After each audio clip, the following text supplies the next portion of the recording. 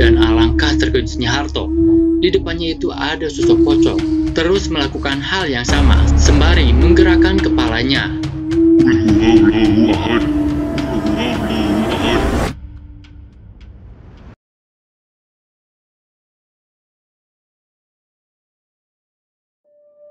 Hai Sobat Misteri, balik lagi bersama gua Ridwan.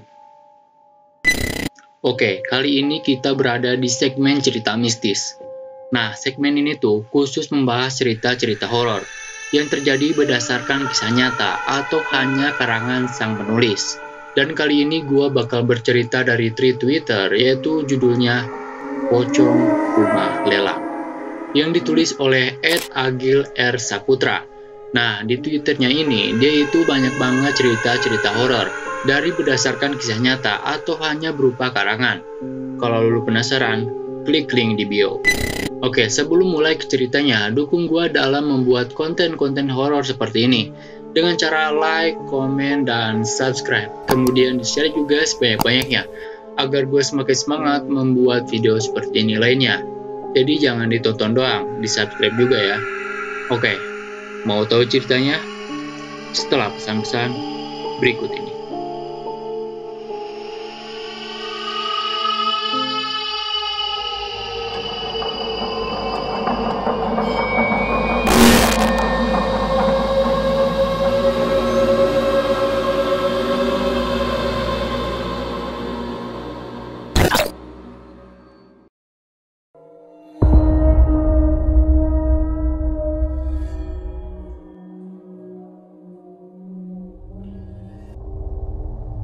Oktober 1996.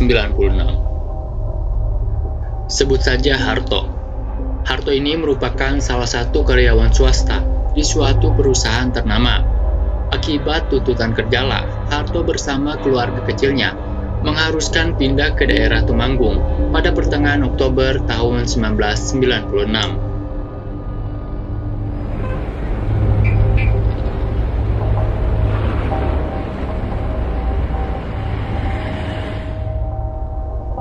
Saat itu, Harto berhasil membeli rumah.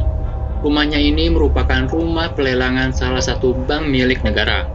Tanpa pikir panjang, Harto langsung membeli rumah itu.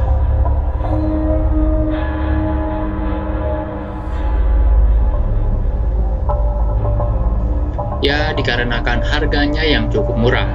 Rumahnya pun bagus. Namun, hanya saja ada beberapa bagian yang harus direnovasi. Karena rumah ini sudah bertahun-tahun tidak dihuni oleh manusia. Harto tinggal di rumah barunya ini bersama istri dan anaknya yang baru berusia 2 tahun. Tibalah di hari pertama, Harto tidak merasakan gangguan apa-apa di rumah itu. Namun anaknya ini selalu rewel dan menangis menjelang azan maghrib dan berbicara ingin pulang ke rumah lamanya, yaitu kontrakan. Harto pun tak ingin ambil pusing dan tidak menghiraukan pertanda itu, dan menganggap anaknya belum terbiasa dengan suasana rumah barunya. Berjalannya seminggu, Harto mulai merasakan hal-hal aneh, seperti bau bangkai yang timbul di setiap menjelang azan maghrib, dan hilang selesai azan isya. Harto berpikir itu hanyalah bangkai tikus atau bangka lainnya. Akan tetapi, setiap Harto mencari bangkai itu, selalu tidak ada dan sumbernya pun kadang berpindah-pindah tempat. Yang awalnya berada di ruang tamu, kemudian pindah ke kamar, kemudian pindah lagi ke kamar mandi, dan kemudian hilang begitu saja. Harto pun tak memperdulikan tanda-tanda itu, dan tetap berpikir positif. Di hari berikutnya, seusai Harto pulang kerja, anak Harto menghampirinya dan berkata dengan cadelnya, "Ayah, ada hantu di kamar. Bobonya juga guling-guling." Sambil memperagakannya di depan ruang TV, serta menunjuk ke salah satu kamar. Nah, kamar yang ditunjuknya itu adalah kamar ruang penyimpanan baju dan ruang setrikaan. Agar anaknya ini tidak merasa ketakutan, Harto pun berbicara kepada anaknya. "Udah, gak apa-apa nak, gak ada apa-apa kok." Meskipun Harto merasakan hawa merinding saat itu, di balik perkataannya yang tidak ada apa-apa, Namun Harto selalu terbayang dengan perkataannya anaknya tadi siang. Sehingga ketika Harto hendak mandi, ia penasaran dan masuk ke kamar penyimpanan baju itu. Dan alangkah terkejutnya Harto ketika menemukan gumpalan-gumpalan kecil tanah basah seperti tanah kuburan yang berserakan di atas kasur dan di lantai.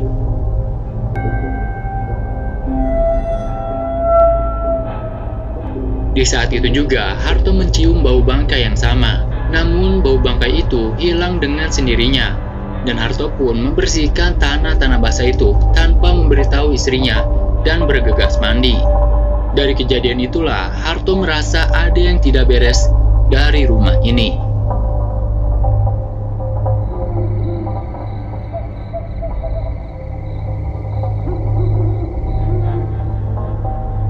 Karena Harto yang terus terpikirkan atas kejadian itu, Harto pun mencoba bercerita kepada ayahnya. Setelah Harto bercerita panjang lebar, ayahnya ini hanya berkata, "Sudah kubilang toh, jangan dibeli rumah itu." Memang, sedari awal ayah Harto ini tidak setuju kalau Harto membeli rumah ini. Namun karena Harto yang ngeyel dan keras kepala, Harto tetap membelinya. Dan mumpung ada kesempatan juga, dari cerita itulah, ayah Harto menyarankan untuk mengadakan yasinan dan tahlil di rumah itu. Sehabis maghrib, datanglah para tetangga sekitaran rumah Harto untuk melakukan yasinan dan tahlil. Dan bersyukurnya Harto mempunyai tetangga yang baik serta peduli.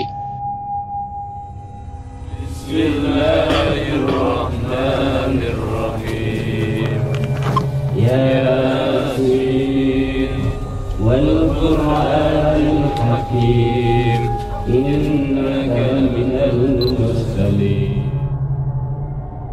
Singkat cerita, acara tahlil dan yasin pun selesai. Para tetangga dan anak-anak pun mulai mengobrol sambil menikmati hidangan yang disiapkan. Dan Pak RT pun berbicara kepada Harto. "Ya, semoga betah ya Mas tinggal di sini." Tak lama kemudian, satu persatu warga pun berpamitan pulang. Dan hanya menyisakan 3 orang, yaitu Harto, Pak RT, dan Pak Ustadz. Harto pun asik mengobrol ke sana ke sini.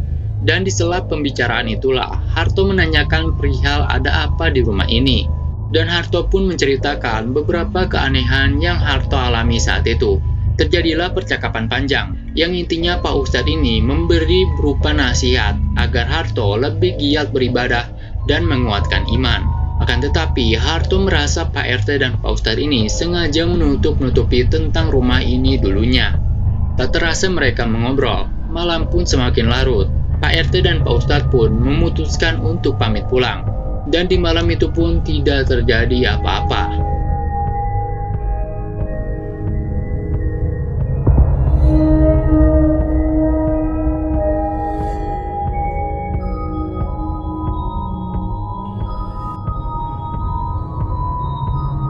Sudah hampir 3 bulan lamanya, keluarga Harto tinggal di rumah itu. Akan tetapi, gangguannya pun masih tetap ada. Dan seperti sudah terbiasa akan bau bangkai dan tanah kuburan yang selalu ada dengan tiba-tiba. Menurut Harto, yang penting adalah anak dan istrinya baik-baik saja, dan tidak mengeluh atas kejadian itu. Akan tetapi, gangguan yang awalnya biasa-biasa saja, berubah menjadi beringas setelah kedatangan teman Harto. Sebut saja namanya Joni. Dia adalah temannya Harto, yang menurut pengakuannya dia bisa melihat hal-hal gaib. Akan tetapi Harto tidak begitu menyukai si Joni ini, dikarenakan sifatnya yang sombong dan sering berbicara yang tidak baik. Singkatnya, datanglah si Joni ini ke rumah Harto. Berbincang-bincanglah mereka berdua sampai pada akhirnya Joni berkata, "Tok, rumahmu ini kok banyak penunggunya ya?" "Ya memang iya, mau gimana lagi? Aku bantu usir gimana toh? Mau gak?" Mendengar tawaran tersebut, Harto lantas menerima tawaran tersebut.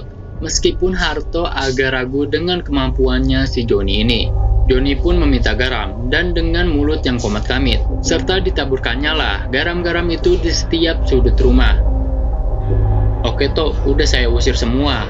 Aman rumah kamu ini sekarang." Harto pun berterima kasih dan berharap semua gangguan itu hilang. Tak berselang lama, Joni pun memutuskan untuk pulang. Dan malam pun tiba.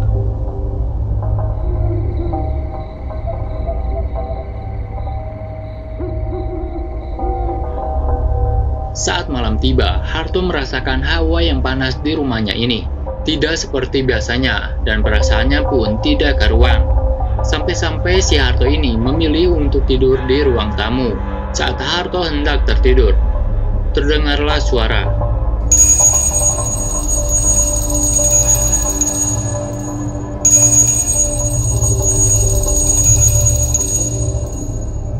Seperti halnya kerincingan yang dimainkan, dan sumber dari suara itu berasal dari teras rumahnya Harto. Dengan sigap, Harto mengintip di balik jendelanya, akan tetapi tidak ada siapa-siapa di rumah itu. Seketika, suara itu pun hilang. Ketika Harto berpaling dari jendela, suara kerincingan itu kembali hadir, akan tetapi suaranya itu sudah ada di dalam rumahnya Harto.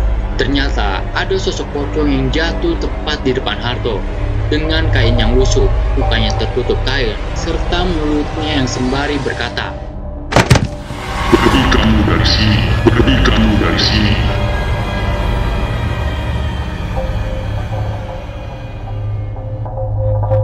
Dengan suara yang berat, dan seketika itu Harto pun pingsan. Setelah kejadian itulah Harto jatuh sakit dengan demam yang tinggi. Akan tetapi Harto tidak berani bercerita kepada istrinya. Dan dari sinilah gangguan-gangguan semakin ekstrim, sering dirasakan oleh keluarga Harto.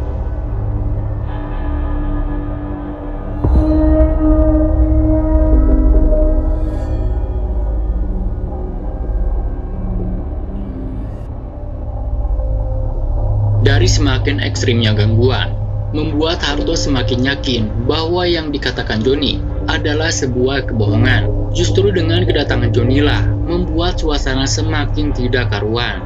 Akan tetapi dari kejadian itulah membuat Harto semakin rajin beribadah sholat 5 waktu dan melakukan tahajud yang dilakukannya setiap malam. Dan apa yang dia lakukan cukup membuat dirinya dan suasana rumah merasa tenang dan aman. Dan Harto berpikir gangguan di rumahnya itu sudah berakhir. Pada malam harinya, Harto terbangun jam 3 dini hari dan langsung pergi menuju kamar mandi untuk mengambil wudhu. Tidak ada perasaan apa-apa pada saat itu, sampai akhirnya saat Harto membasuh muka, tercium bau bangkai yang menyengat. Tetapi bau itu hilang dengan cepat. Saat itu Harto hanya terdiam, namun tidak menggubris soal bau bangkai itu, dan menganggapnya hanya perasaannya saja. Kemudian Harto pun mulai berjalan menuju tempat sholatnya. Jadi kiblatnya itu menghadap pintu dan jendela. Seperti ini gambarannya.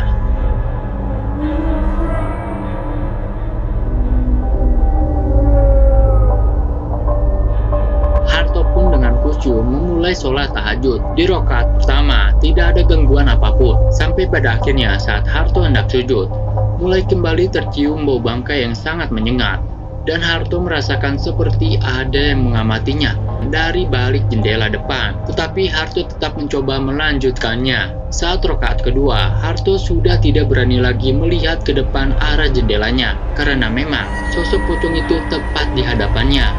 Dan ketika Harto selesai membaca surat Al-Fatihah, Harto mendengar dengan jelas kalau pocong itu menirukan bacaan Harto dengan cara meledeknya. Qul huwallahu ahad, qul huwallahu ahad, qul huwallahu ahad, qul huwallahu ahad, qul huwallahu ahad. Dari situlah Harto sudah tidak karuan perasaannya. Berdiri terpaku, tidak bisa bergerak. Lidah pun seperti kaku dan tidak mampu berkata-kata. Di saat Harto terpaku itulah, dengan tidak sengaja Harto malah melihat ke arah jendela. Dan alangkah terkejutnya Harto, di depannya itu ada sosok pocong, terus melakukan hal yang sama, sembari menggerakkan kepalanya. Qul huwallahu ahad.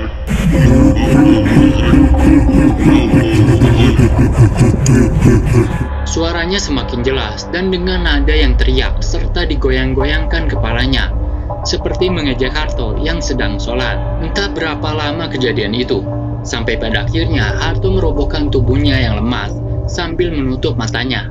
Dalam hatinya, Harto berdoa, dan akhirnya suara maupun sosok itu pun hilang seketika ketika terdengar azan subuh berkumandang. Allahu Akbar, Allahu Akbar, Allahu Akbar, Allahu Akbar.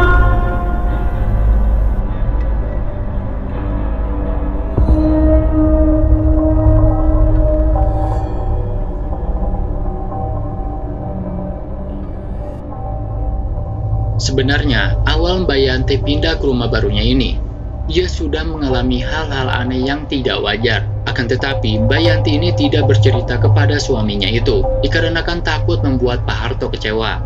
Seperti di malam pertama Mbak Yanti tidur, ia bermimpi didatangi sosok Poci, yang sama persis seperti yang Pak Harto lihat. Tetapi Mbak Yanti merasa bingung karena mimpinya itu baginya terlalu nyata untuk sebuah mimpi. Jadi, ceritanya begini. Saat itu, Mbak Yanti dan Pak Harto baru saja selesai pindah dan barang-barangnya pun belum tertata dengan rapi. Saat mereka sedang menata sampai jam 11 malam, seketika itu mereka berdua mencium bau bangkai yang sangat menyengat. Dan Mbak Yanti kira itu berasal dari bangkai tikus. Akhirnya mereka berdua mencari sumber bau ini berasal. Mereka mencari kemana-mana sampai kepada sudut rumah mereka. Namun, bau itu tidak ditemukan asal-muasalnya. Dan tidak lama berselang, bau itu pun hilang dengan sendirinya. Dan Mbak Yanti pun tidak berpikiran negatif mengenai akan hal itu. Dikarenakan lelah seharian membereskan rumah, mereka berdua pun memutuskan untuk tidur. Nah, menurut Mbak Yanti ini, di dalam tidurnya itu, ia bermimpi ada sosok wanita tua yang sedang mendekati anaknya. Dengan wajahnya yang seram, rambutnya yang kusut, dengan sorotan matanya yang tajam.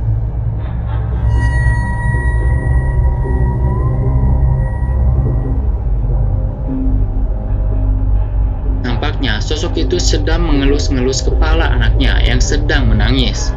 Dengan tiba-tiba, sosok wanita itu pun mengeluarkan sebuah arit, seperti hendak ingin melukai anaknya Mbak Yanti.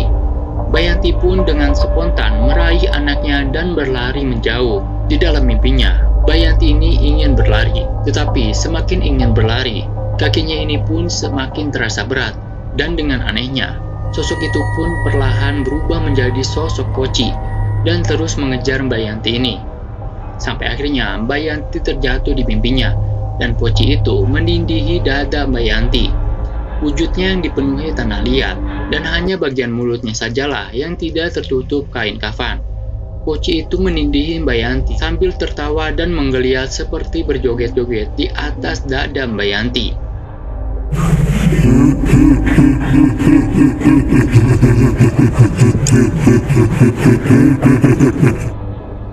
Dan di saat Mbak Yanti terbangun itulah, ternyata benar sosok Poci itu sudah berada tepat di atas dadanya, dengan tubuh yang menggeliat serta tertawa.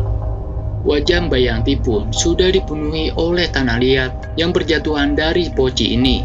Sampai akhirnya ia berdoa dalam hati, dan ia pun terbangun. Dan benar saja yang anaknya ini sudah berada di tengah lantai sambil menangis. Dan menurut Mbak Yanti, mimpi ini sangat nyata, bukan seperti mimpi pada biasanya.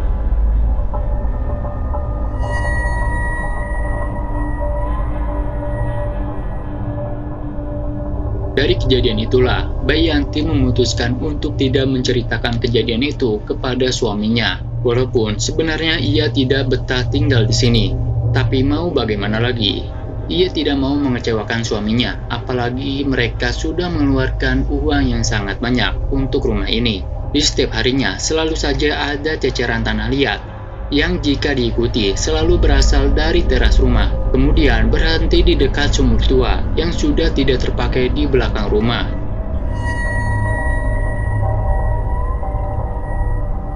Dan pernah juga saat itu siang hari, Mbak Yanti hanya berdua dengan anaknya di rumah itu, dan suaminya ini masih bekerja. Saat itu Mbak Yanti sedang memasak dengan anaknya, dan entah bagaimana jadinya, anaknya ini tiba-tiba sudah menghilang entah kemana. Dipanggil-panggillah anaknya ini, dicari ke depan rumah pun tidak ada, ke samping rumahnya pun tetap tidak ada. Mbak Yanti pun mulai panik di situ. Saat Mbak Yanti kembali ke dapur untuk mematikan kompor, sontak ada suara bisikan yang berbicara kepadanya. Anakmu ada di belakang rumah.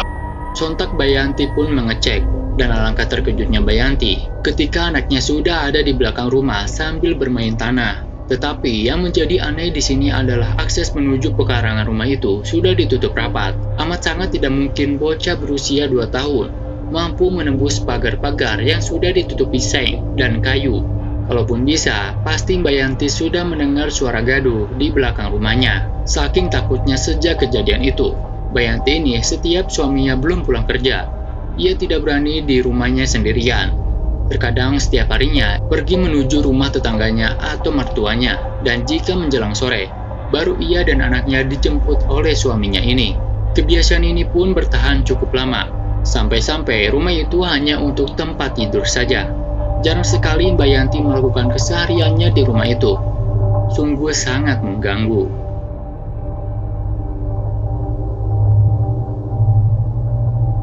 Sampai suatu malam, waktu itu hujan cukup deras.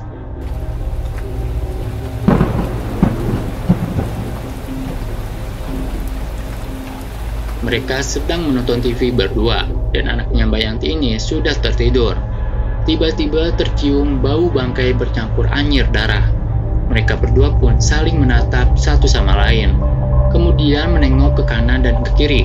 Dan saat mereka menengok ke belakang, sudah ada ceceran tanah liat di belakang tikar yang mereka duduki. Waduh, Mas, kok ada ceceran tanah lagi sih ini? Aku pun meraih tangan suamiku dan berjalan mengikuti akhir dari ceceran tanah ini. Dan setelah diikuti, ceceran tanah ini berhenti di pintu pekarangan belakang rumahnya. Mereka berdua pun berhenti dan saling menatap satu sama lain. Saat suaminya ini hendak membuka pintu belakang itu, Poci itu berbicara. Apa kamu? Yang berbarengan dengan derasnya suara hujan, tetapi suaranya itu sangat jelas didengarnya. Sontak mereka pun kaget dan membanting pintu itu. Mbak Yanti ini diseret menuju kamarnya sambil menangis ketakutan. Sekitar setengah jam berlalu, hujan pun akhirnya reda. Dengan cepat mereka pun berkemas membangunkan si kecil dan pergi menuju rumah mertuanya malam itu juga. Sejak kejadian itulah kami jadi saling terbuka, dan ternyata mereka berdua diganggu oleh Poci yang sama. Mereka pun menceritakan semuanya kepada mertuanya, dikarenakan gangguan yang terus-menerus. Hal itu membuat Harto ingin menjual rumahnya saja. Akan tetapi, usulan itu ditolak oleh bapak mertuanya. Toh, kalau kamu jual rumah itu, berarti kita kalah dengan makhluk yang derajatnya lebih rendah dari kita. Akhirnya, Harto, Yanti, dan bapak mertuanya pun mencari solusi atas kejadian yang menimpannya. Dan atas usulan bapak mertuanya itulah, Harto mendatangi salah satu kiai yang namanya cukup besar di daerah Temanggung kala itu. Singkat cerita, datanglah Pak Kiai ini bersama beberapa santrinya.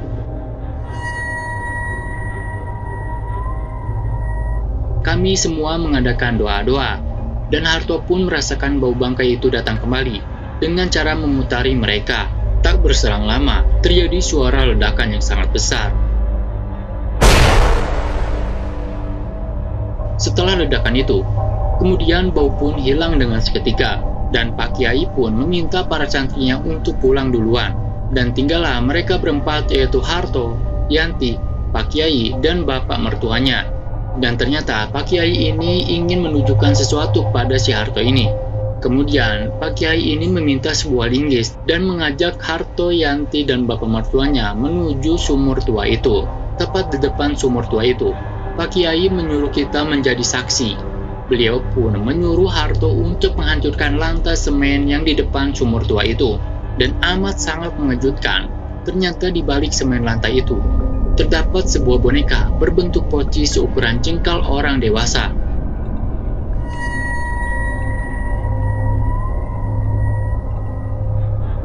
Dan setelah dibuka, berisi gumpalan rambut yang panjang, dan sebagian rambutnya pun sudah memutih. Setelah barang itu ditemukan, kemudian langsung dibakar oleh Pak Kiai. Dan menurut pandangan spiritual Pak Kiai, boneka poci ini sengaja ditanam oleh pemilik pertama rumah ini. Mungkin sakit hati karena rumahnya ini disita oleh pihak bank, dan berharap tidak ada yang betah tinggal di rumah ini. Dan alhamdulillahnya, setelah kejadian itu, kami kembali tinggal di rumah itu. Dan sudah tidak ada lagi gangguan-gangguan dari makhluk halus itu. Kami sekeluarga pun tinggal di rumah itu bertahun-tahun lamanya. Sampai pada tahun 2001, karena alasan pekerjaan lah, Harto dan keluarganya pun diharuskan pindah ke tempat lain. Dan rumah itu pun terjual 5 tahun kemudian di tahun 2006.